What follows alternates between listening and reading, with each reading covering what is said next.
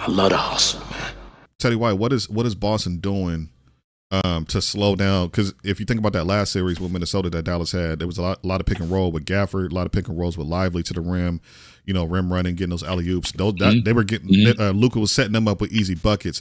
How can Dallas get back to that, or what is Boston just doing something that this Jason Kidd and the staff can't figure out with this pick and roll? What's your thoughts on that?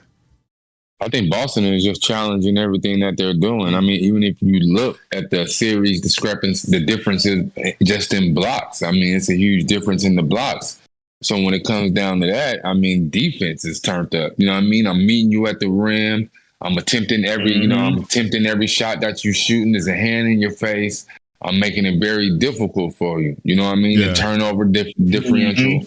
It's just those little things, when you get to these finals and you advance in any championship, any sport, when you get this far, it's the little things that's going to get you the trophy. Yeah. And right now they're even being dominated on the little things. Will Kristaps Porzingis play, though, boy?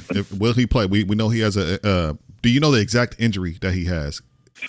I don't know. I know it was something that was different that they really quite haven't heard of, so we'll have to go ahead and wait to see what he decides to go ahead and do. If he's going to be a game time decision, or if he's just going to go ahead and sit out. But I know something that he torn for it, but they see it's a game time decision for Game 3, so we'll see. For me, I think he plays. Okay. Now, how many minutes? I couldn't tell you, but I definitely do see that he probably will be in there for sure. So just his presence, you know what I mean? If he can get up and down the court without it being a real serious problem to where it's going to slow up the game for the Celtics. So is your mindset kind of like it's the NBA Finals? You can rest in a couple weeks for the next 2-3 months. Definitely. You know what I'm saying? Like just kind of tough it out and just kind of play for now. Is that, as long as it's something that is not going to impact your career wise longevity, then if you can go ahead and play, you know what I mean? And if you're him, it's already hard enough to get here. I was gonna say, if you're him, you might just be like, you know what, man, I done been playing for 8, 9, 10 years. How long he been in the league? Maybe good. Close to 10, He's right? been in the league for a minute. Yeah, he might just be like, you know what? Yeah. Hey, I've made my money. I'm probably not going to get this opportunity again.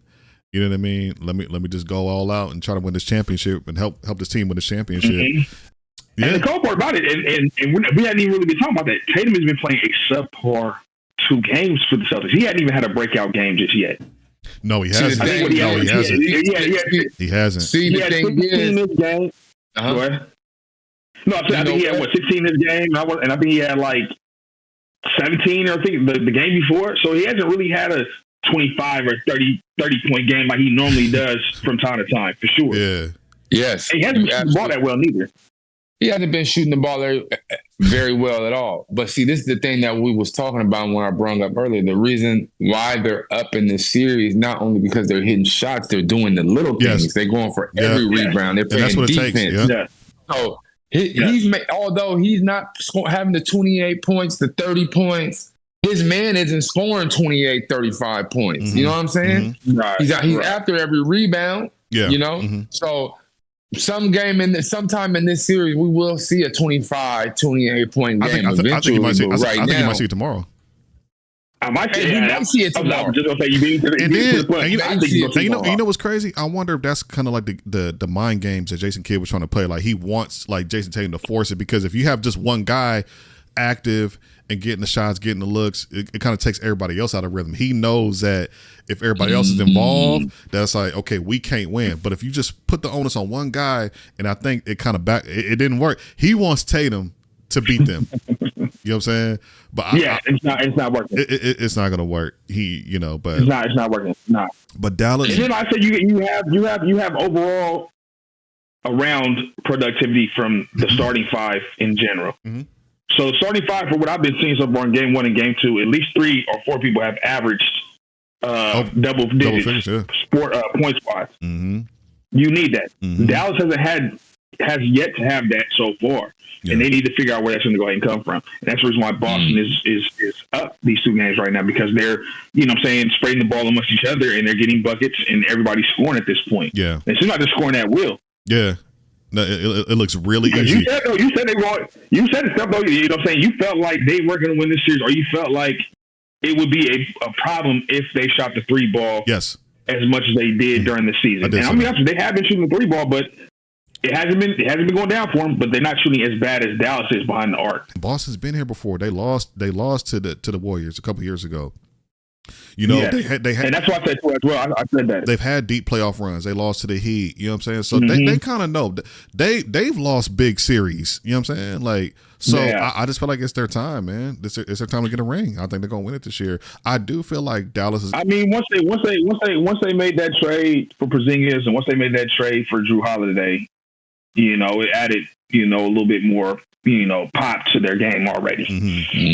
You know, you added a veteran player in Holiday who already won with Milwaukee. You know, you have a big presence in Porzingis as far as down in the low block, can score from, you know, can shoot the ball, you know, for say 15 feet or beyond, but he can also pass the ball too as well and play defense. Yeah. And so, you know, I think that, you know, adding those core pieces to them kind of helped them out, you know what I mean, to be able to say, hey, look, this might take us over the hump to get us a championship at this point. Absolutely.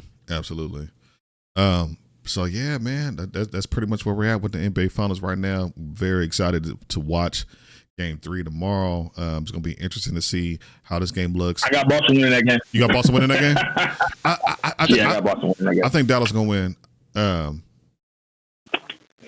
think Dallas wins. The only way Boston loses this game is if Porzingis is out. They shoot. I think if Porzingis, I'm saying Porzingis is out for sure. And if they shoot anything like how Dallas has been shooting away from their home court, then yeah, it's going to cause some problems for sure. Teddy White, who wins tomorrow? I'm gonna go Dallas tomorrow. Dallas. I'm gonna go Dallas tomorrow.